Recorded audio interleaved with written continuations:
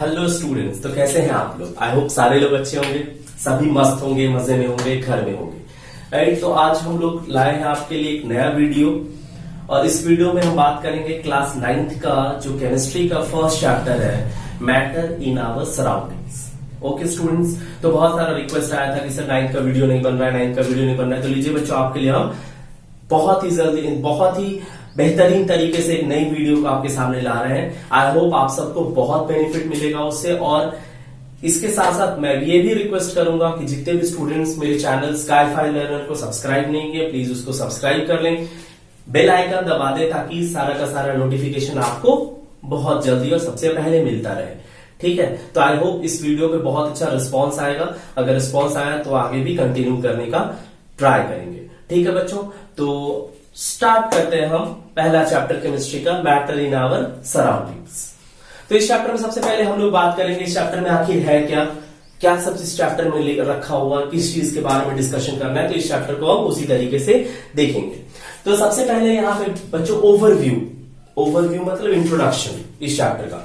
जैसे मान लीजिए कि हमारा मार्कर से लेके और इस मार्कर से लेके बच्चों और तलवार तक, ट्रेन से लेके बच्चों प्लेन तक, प्लेन से लेके जहाज तक, जितनी भी चीजें हैं सबका सब क्या है बच्चों, सबका सब मैटर के कैटेगरी में आता है, चाहे वो मैटर अलग अलग फॉर्म्स में हो वो।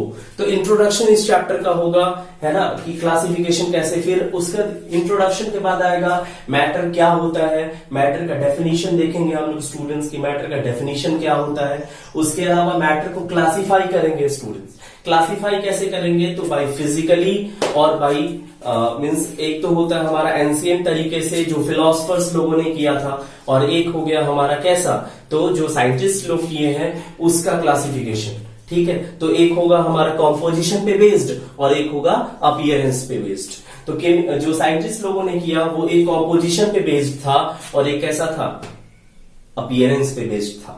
ठीक है, लेकिन जो पुराने लोगों ने किया था, एंशिएंट लोगों ने, उसमें कैसा बेस्ड था उसका, तो वो फिलोसफिकल था, है ना, चीजों को देख के, मूर्तियों को पढ़ के, कहीं पे जो वो अलग अलग तरीके से मैन्युस्क्रिप्ट में लिखा रहता था, केव्स में जो डिफरेंट पिक्चर्स बनाए होते थे, उस सब को वो स्टडी करके वेदों से लेके, है ना, वेदास में इसके बहुत सारे ट्रेसेस मिलते हैं।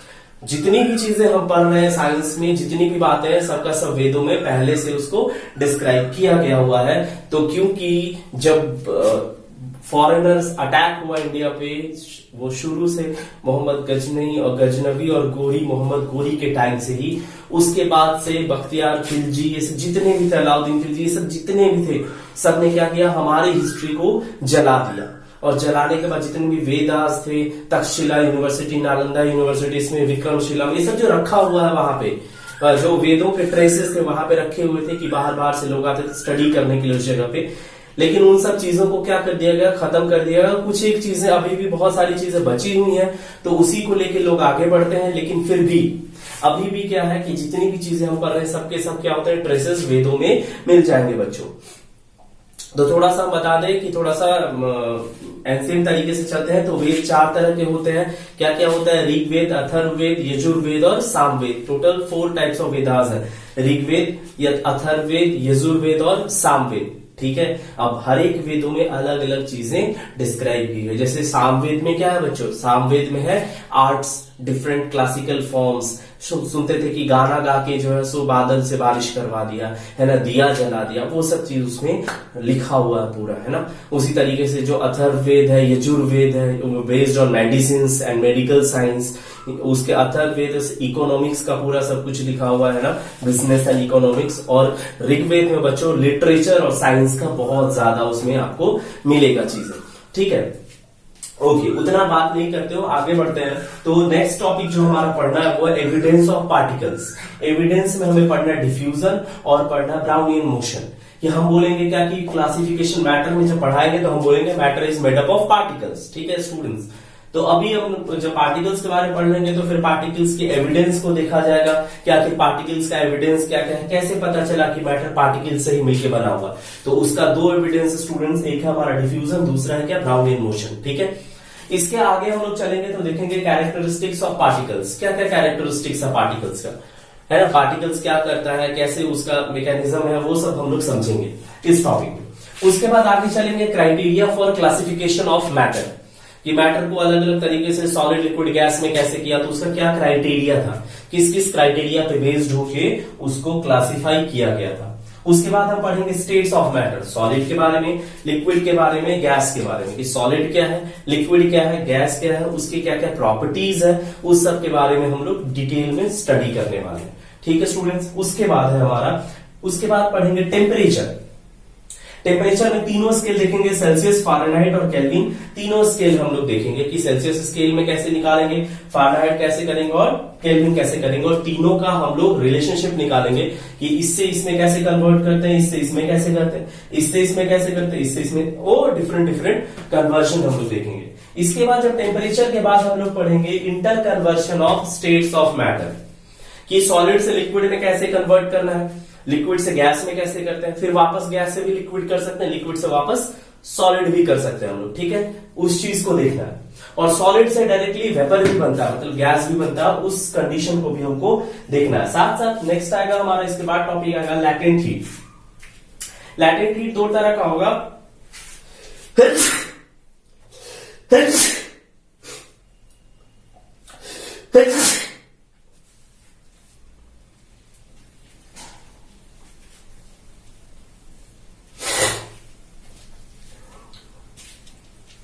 इसका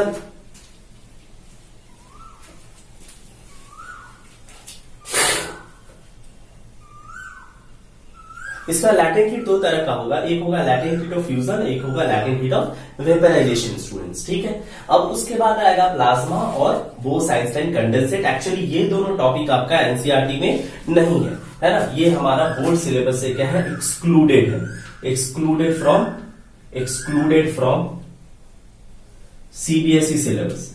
सीबीएसई सिलेबस से इसको एक्सक्लूड कर दिया गया है, इसीलिए इसको बहुत जगह नहीं पढ़ाया जाता है ना। लेकिन हम आपको थोड़ा सा इसके बारे में, प्लाज्मा और बीईसी के बारे में हम थोड़ा सा आपको एक्सप्लेन कर देंगे। ठीक है बच्चों, तो ये क्या था हमारा फर्स्ट चैप्टर का, पूरी बात थी कि फर्स्ट चैप्टर में हमको क्या सब पढ़ना है। और अगर आप मेरे साथ रहे इस सफर में तो बहुत मजा आएगा, बिलीव मी। ठीक है, तो स्टार्ट करते हैं हम लोग फर्स्ट चैप्टर इंट्रोडक्शन से।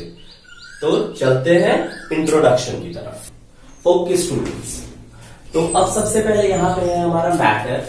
मैटर को हम लोग हिंदी में पदार्थ कहते हैं। ठीक है बच्चों, पदार्थ।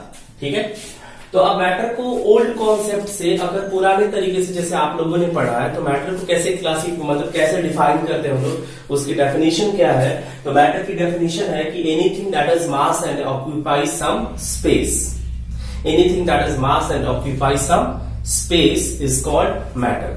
Anything that has mass and occupies some space is called matter. ठीक है, ओके, जैसे ये आप लोगों ने पढ़ा होगा अभी तक। लेकिन जब हम लोग नए कॉन्सेप्ट की बात करेंगे, जो आगे चलकर वो आपको काम देगा, वो है हमारा न्यू कॉन्सेप्ट है कि anything which is made up of particles, anything which is made up of particles are called matter. अब पार्टिकल्स किसको कहेंगे, तो एटम्स और मॉलिक्यूल्स को क्या कहते हैं, पार्टिकल्स कहते हैं।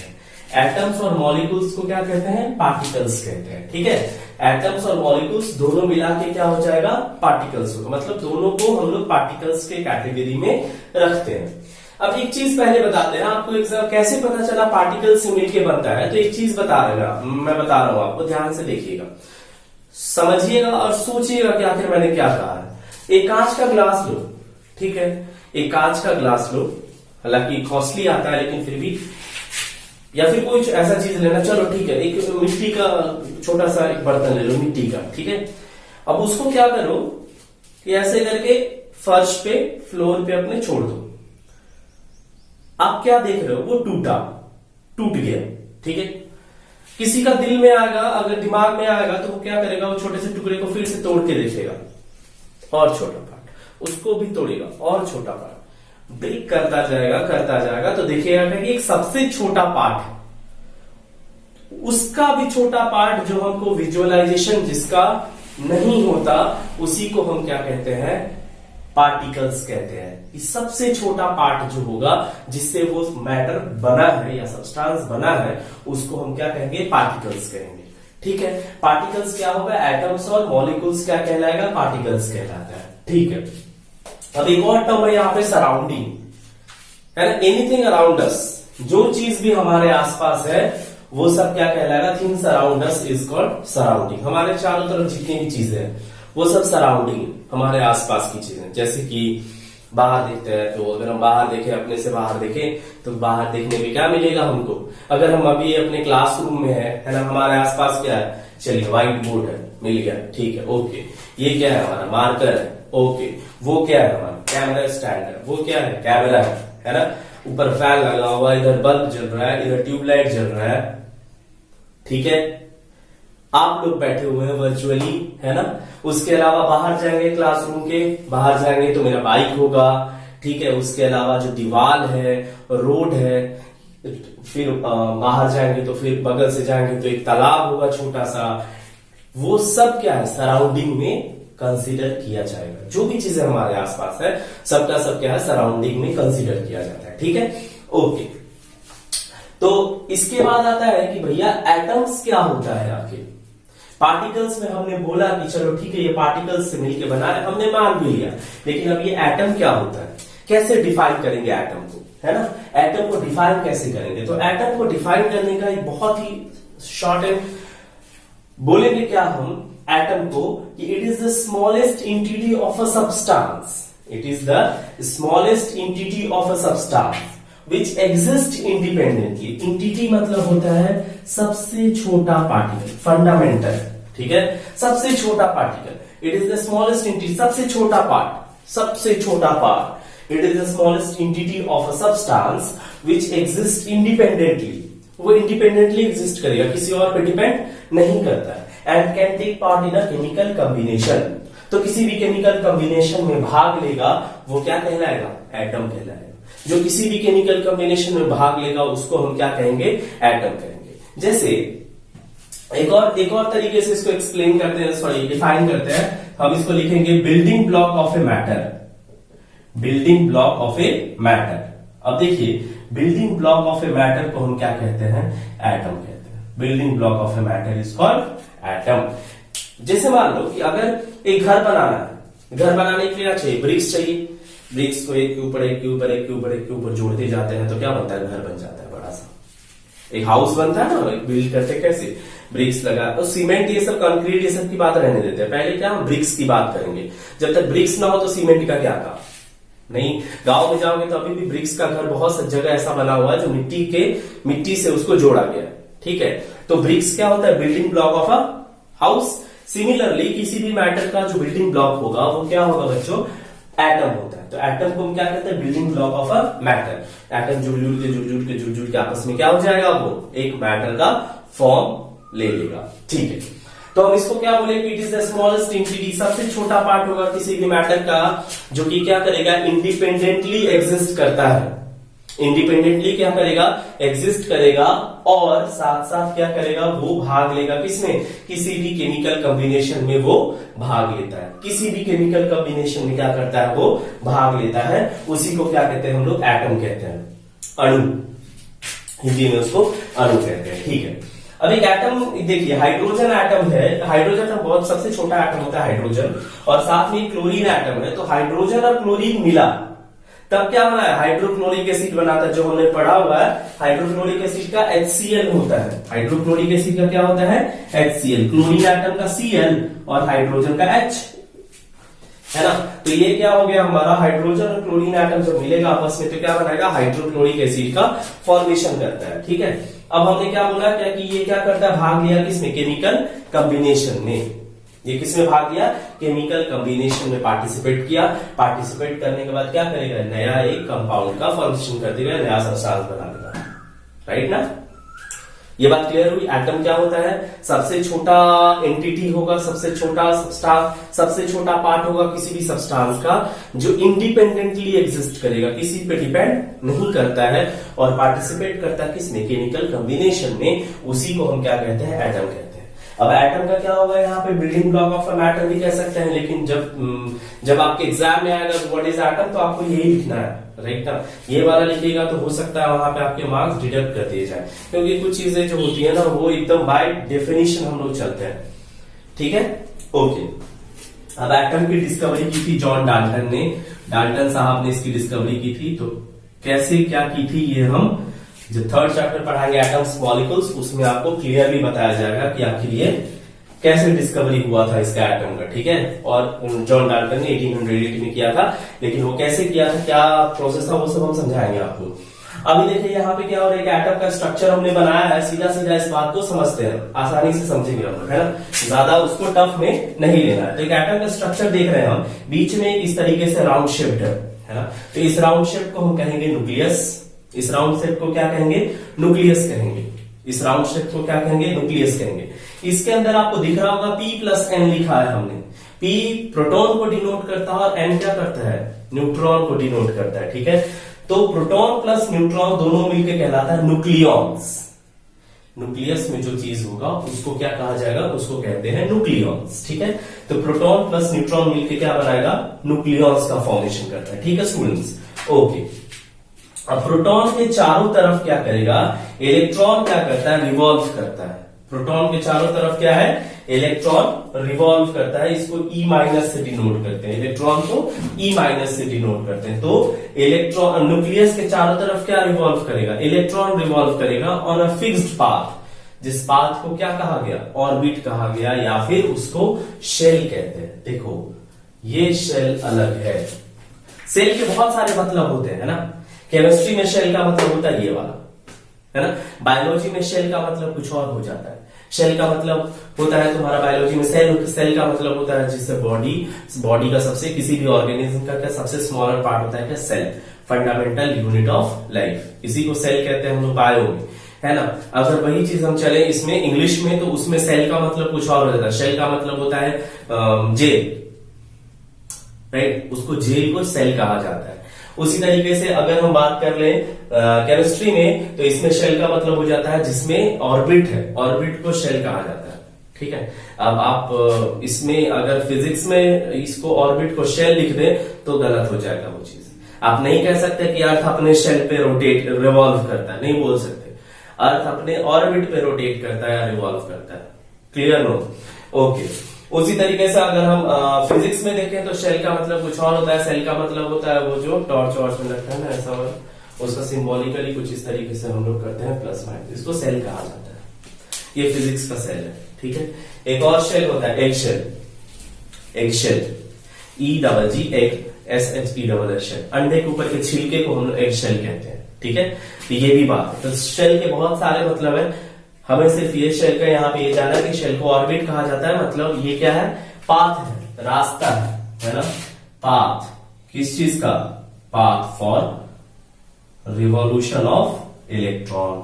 इलेक्ट्रॉन के रिवॉल्यूशन का क्या है, ये एक पाथ है, एक रास्ता है। तो अभी तक हमने क्या जाना कि मैटर को कैसे डिफाइन करेंगे, मैटर का सराउंडिंग किसको कहेंगे, और मैटर में जो एटम है वो उसको कैसे डिफाइन करेंगे। अब चलते हैं हम लोग मॉलिक्यूल्स को कैसे डिफाइन करते हैं स्टूडेंट्स, इस बात को हम देखेंगे। तो ये फटाफट आप क्या करिए, नोट बना लीजिए, इसका नोट बना लीजिएगा, है ना, बिल्कुल नोट बना लीजिएगा, बहुत जरूरी होगा आपको, बहुत बहुत ज्यादा आगे चल के ये आपको काम आएगा, ठीक है। तो इरेज करते हैं इसको। तो स्टूडेंट्स अब हम लोग चलते हैं मॉलिक्यूल्स में। एटम्स हमने देख लिया, एटम्स का the smallest entity of a matter which exist independently and can take part in chemical combination। उसी तरीके से मॉलिक्यूल्स को अगर हम डिफाइन करेंगे, when two or more than two atoms combine together, दो या दो से ज्यादा एटम अगर आपस में कंबाइन करता है, they will form molecule। दो या दो से ज्यादा एटम कंबाइन करेगा तो क्या करेगा, क्या फॉर्म करेगा, वो मॉलिक्यूल करेगा। जैसे अगर दो या दो से ज्यादा सेल मिलता है तो क्या बनता है, टिश्यू बनता है। उसी तरीके से जैसे दो या दो से ज्यादा एटम अगर कंबाइन करेगा तो क्या बनाएगा, वो मॉलिक्यूल्स का फॉर्मेशन करता है, ठीक है। तो इसमें ये कहा गया है कि जैसे H2 है, हाइड्रोजन मॉलिक्यूल, इसको क्या पढ़ेंगे हम लोग, हाइड्रोजन मॉलिक्यूल पढ़ेंगे। अगर ये सिर्फ ऐसे रहता, सिर्फ H लिखा रहता तो हाइड्रोजन एटम कहलाता है, ठीक है। अगर सिर्फ H लिखा हुआ है तो हाइड्रोजन एटम होगा। अगर ये H2 है तो ये हाइड्रोजन मॉलिक्यूल होगा। सिमिलरली ये O2 है तो ऑक्सीजन एटम, अगर O रहता तो ऑक्सीजन एटम कहलाता, O2 है तो ऑक्सीजन मॉलिक्यूल कहलाता। सिमिलरली ये chlorine molecule, water molecule. O3 को क्या कहते हैं बच्चों, ओजोन। O3 को क्या कहते हैं, ओजोन कहते हैं। Phosphorus molecule, sulphuric acid, carbon dioxide, ये सब क्या है? मॉलिक्यूल्स है। क्योंकि इसमें बच्चों क्या है? दो से ज्यादा एटम, दो या दो से ज्यादा एटम कंबाइंड है। यहां देखिए CO2 में 2 atom oxygen, 1 atom carbon, 3 atom हो गए। इसमें 4, 1, 5, 2, 7 एटम हो गए। इसमें 4 हो गया, इसमें 3, इसमें भी 3, इसमें 2, इसमें 2, इसमें भी 2। अगर यहाँ पे सोडियम Na लिख दे बच्चों, तो क्या ये एटम कहलाएगा? नहीं कहलाएगा। सॉरी, ये मॉलिक्यूल कहलाएगा? नहीं कहलाएगा। ये क्या कहलाएगा? एटम कहलाएगा। तो Na क्या कहलाएगा? हमारा एटम कहलाएगा। और इस तरीके से सबस्क्रिप्ट में अगर कुछ लिखा हुआ हो बच्चों, इस चीज को ध्यान दीजिएगा, सबस्क्रिप्ट में कुछ लिखा हुआ है, सबस्क्रिप्ट मतलब नीचे वाला पार्ट, अगर नीचे में कुछ लिखा हुआ है इट मीन्स वो क्या है? मॉलिक्यूलर स्टेट में है। ठीक है। लेकिन अगर उसी तरीके से कोई ऐसे भी तो आपको ट्रिक कर सकता है, भैया ये बताओ ये क्या है, यहां तो कुछ नहीं लिखा हुआ, लेकिन ये क्या है? 2 एटम हो गया, ये 1 एटम और ये 1 एटम, दोनों मिलकर कितने एटम्स हो गए? 2 एटम। तो हमने क्या पढ़ा है? जब 2 एटम आपस में कंबाइन करेगा तो वो क्या कहलाएगा? मॉलिक्यूल कहलाता है। तो ये कैसा हो जाएगा? ये भी मॉलिक्यूल। नीचे नहीं कुछ लिखा हुआ तो 1, नहीं कुछ लिखा हुआ इसका मतलब क्या? It means 1। 1 और 1 कितने एटम्स हो गए? 2 हो गए। तो ये ट्रिक आपको कोई कर सकता है, इस चीज को थोड़ा सा ध्यान से देखना है। नेक्स्ट हमारा मैटर का क्लासिफिकेशन। तो मैटर का क्लासिफिकेशन हम लोग एंशिएंट तरीके से करेंगे, और एक क्या होगा? मॉडर्न तरीके से भी होगा। एक क्या होगा? एंशिएंट तरीका भी होगा, और एक क्या होगा? मॉडर्न तरीका होगा। तो ये है हमारा एंशिएंट वे। ये एंशिएंट वे है जिसमें इंडियन फिलोसफर का पहले हम लोग देख लेते हैं। तो इंडियन फिलोसफर ने मैटर को, जब वो अलग अलग तरीके से पढ़ रहे थे, वेदांत ये सब पढ़े थे, तो उसमें ये लिखा होता है कि मैटर क्या है? 5 कंस्टिट्यूएंट से मिलकर बना हुआ है। मतलब जिसको हिंदी में पंच तत्व कहते हैं हम लोग। ठीक है, पंच तत्व कहते हैं। क्लियर हो? इसको क्या कहते हैं? पंच तत्व कहते हैं। 5 कंस्टिट्यूएंट्स को हिंदी में पंच तत्व कहा जाता है। तो matter is made up of each and every matter in this entire universe, ये अकॉर्डिंग टू इंडियन फिलोसफर। मैं नहीं बोल रहा, दुनिया का कोई इंसान अपने मन से कुछ नहीं बोलेगा अभी फिलहाल। सभी क्या करेंगे? जो चीज बताया गया वही आपको बताएंगे। ठीक है। अगर हाँ कोई अलग तरीके से करता है, और IUPAC अगर उस चीज को मान ले, chemistry is controlled by IUPAC। IUPAC होता है हमारा international union of pure and applied chemistry. ये मैं लिख दूंगा आपको। ठीक है। आप पहले ये देखिए कि according to Indian philosopher matter 5 तत्व से बना हुआ है। पंच तत्व कहते हैं उसको अर्थ। अर्थ का मतलब कहीं कहीं बुक में अर्थ और लैंड भी लिखा होता है। ठीक है। अर्थ, दूसरा वाटर, जल, फायर, इसको हिंदी में पावक कहा। पावक मतलब अग्नि का वो पर्यायवाची शब्द है। पर्यायवाची शब्द जानते हो ना, साइनोनिम्स। ये तो CBSE वालों का तो सबसे बड़ा लफड़ा यही है कि हिंदी जल्दी पढ़ना नहीं चाहते। हिंदी पूछो तो फलाने का क्या, ये पता नहीं कुछ होगा। अगर मैं बोल दूं क्या कि अवश्य होगा ऐसा, अवश्य ये क्या लैंग्वेज है बताइए? हमारे कंट्री का सबसे मेन लैंग्वेज है हिंदी, और उसी को ये क्या लैंग्वेज है ना? ऐसे लोग बोलते हैं, but this is a bad way, है ना? इस तरीके से नहीं लोगों को रिएक्ट करना चाहिए। You have to be proud of your own culture, right? अगर हम भी वैसे हो जाएंगे तो फिर हमारे और उनमें क्या फर्क रहेगा, राइट ना? तो हमें अपने कल्चर पे, चाहे जो भी कल्चर फॉलो कर रहे हो, हमें उस पर क्या फील करना है? प्राउड फील करना है। ठीक है, कि we are very proud to be Indian, right? तो हमारा जो कल्चर है हमको उसको रखना है। हमारे कल्चर बाहर वाले अपनाए वो ज्यादा बेटर है, उनके कल्चर को हम अपना के क्या करेंगे बताओ भी? कोई फायदा है उसको अपनाने से? नहीं ना। हमारा जो कल्चर है वो हमारा कल्चर बेस्ट है। ठीक है, तो हमें अपने कल्चर पे बहुत ही प्राउड फील होना चाहिए। ठीक, तो ये देखिए, फायर को हमने क्या कहा? हिंदी में पावक कहते हैं, मीन्स अग्नि। अग्नि का पर्यायवाची पावक है। स्काई, स्काई का मतलब आसमान, आकाश, अंबर, गगन, इस तरीके से उसको यूज करते हैं। ठीक है। एयर, एयर का पर्यायवाची शब्द होता है समीर। ठीक है, एयर का पर्यायवाची शब्द होता है समीर। तो रामायण में ना, रामायण में एक हम आपको ऐसे ही लिख दिए हैं, 2 पंक्ति 2 लाइन्स, सॉरी पंक्ति, बच्चे कभी कभी ना अजीब सोचने, तो पंक्ति, व्हाट इज पंक्ति, है ना? 2 लाइन। ठीक है, तो ये एक्चुअली रामायण का एक लाइन है, ये चौपाई जिसको कहते हैं, चौपाई ना, चौपाई का एक छोटा सा पार्ट लिया हमने। तो ये कहा गया है, ये रघुनाथ जी ने, राम जी ने तारा करके एक है, वो रामायण में है, उनको ये ज्ञान दिया था। ठीक है, उनके मन में माया बैठी हुई थी, तो राम जी ने उनको बोला कि देखिए क्षितिजल पावक गगन समीरा। ठीक है, क्षितिजल पावक गगन समीरा। क्षिति मतलब होता है अर्थ और लैंड, जल मतलब वाटर, फायर मतलब पावक स्काई गगन, और एयर समीर। ठीक है, तो उन्होंने कहा कि क्षितिजल पावक गगन समीरा पंच रचित अधम शरीरा। मीन्स हमारा जो बॉडी है ये 5 चीज से ही मिलके बना हुआ है, तो इतना मोह क्या करना है ना। सुनते होंगे अपने बुजुर्गों से कि बोलते होंगे ना, मिट्टी का शरीर है एक दिन मिट्टी में मिल जाना है, राइट ना।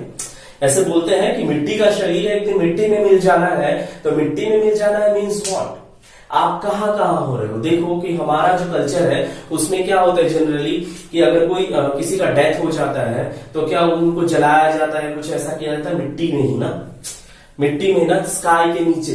घर में नहीं करते ना कभी भी, ये देखो घर में नहीं करते, खुले आसमान के नीचे करते, स्काई के नीचे। वाटर का भी वहां यूज किया जाता है, वाटर का भी लोग यूज करते हैं वहां पे। ठीक है, और क्या है, एयर भी, जब तक एयर मतलब ऑक्सीजन नहीं होगा तब तक वहां पे क्या होगा, मतलब जलेगा ही नहीं ना। तो वो भी एक हमारा कॉन्सेप्ट है। अर्थ पे ही लोगों को दफनाया जाता है, जलाया जाता है। ठीक है, जल वहां पे वाटर का यूज होता ही है, फायर का भी यूज, जब तक फायर नहीं हुआ तब तक काम ही नहीं होगा कोई भी। गगन स्काई के नीचे करते हैं, घर में, खुले घर में जिसके ऊपर छत हो वहां नहीं होता। ठीक है, तो गगन और समीर मतलब एयर, जब तक ब्लो नहीं होगा तब तक वो ऑक्सीजन नहीं मिलेगी और वहां पे वो काम नहीं हो पाएगा, जो जिसको अंतिम संस्कार कहते हैं।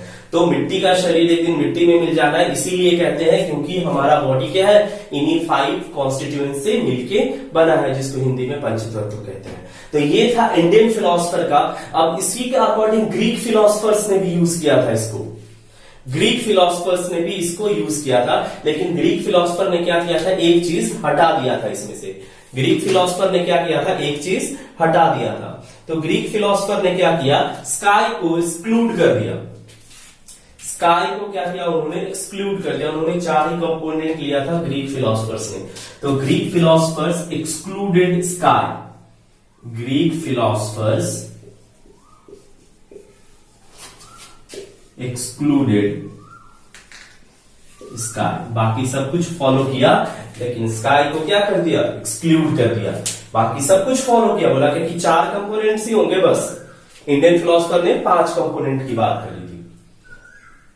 Clear, okay.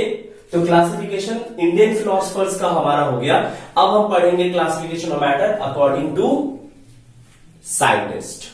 ठीक है, तो अब चलिए पढ़ते हैं हम लोग अकॉर्डिंग टू इंडियन फिलोसफर्स के बाद हम पढ़ेंगे अकॉर्डिंग टू मॉडर्न साइंस या मॉडर्न साइंटिस्ट के द्वारा जो किया गया था उसको। ओके, तो इतना जल्दी से नोट कर लीजिए।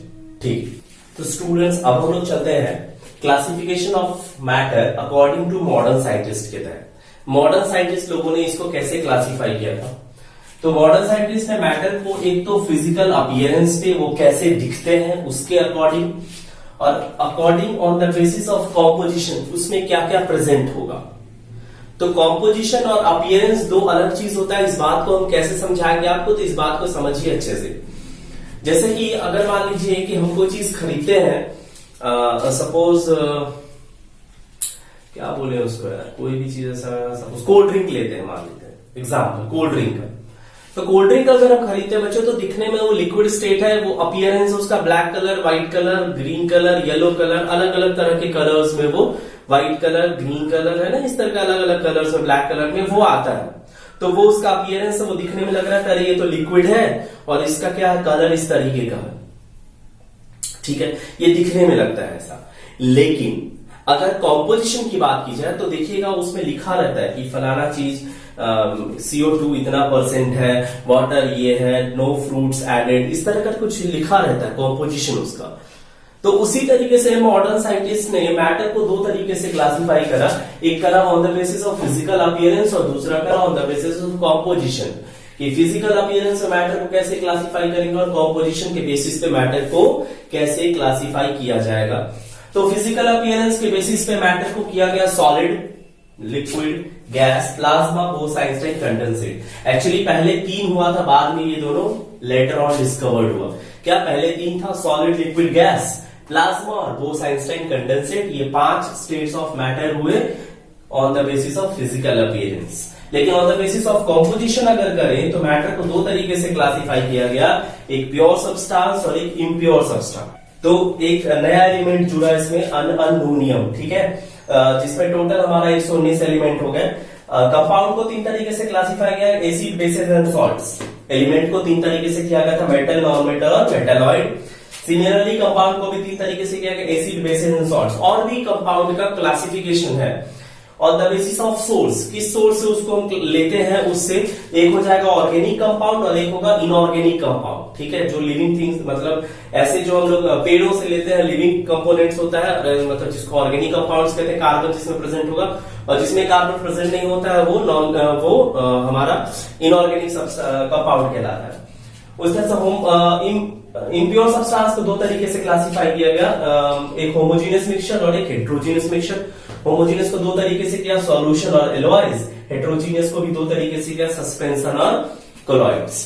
तो ये हो गया हमारा टोटल क्या क्लासिफिकेशन ऑफ मिक्सचर। आपको इसको अच्छे से पढ़ना है। बहुत जल्दी मिलते हैं नेक्स्ट वीडियो में। नेक्स्ट वीडियो में हम बात करेंगे पार्टिकल्स के बारे में, एविडेंस उसका, और पार्टिकल्स के कैरेक्टरिस्टिक्स के बारे में, ठीक है स्टूडेंट्स। तो तब तक के लिए आप लोग अपना ख्याल रखें, अपने माता पिता का ख्याल रखें, उनका इज्जत करें, बड़े बुजुर्गों का इज्जत करें, और घर में ही रहें। और हम आपको ऐसे ही बढ़िया बढ़िया वीडियो लेक्चर्स अपलोड करते हुए मिलेंगे, ठीक है। तो जो भी बच्चे हमारे चैनल को सब्सक्राइब नहीं किया, प्लीज इसको सब्सक्राइब कर लें, वीडियोस को ज्यादा से ज्यादा शेयर करें, लाइक करें, कमेंट करें, और मिलते हैं बहुत जल्दी नेक्स्ट वीडियो में। तब तक के लिए बाय बाय।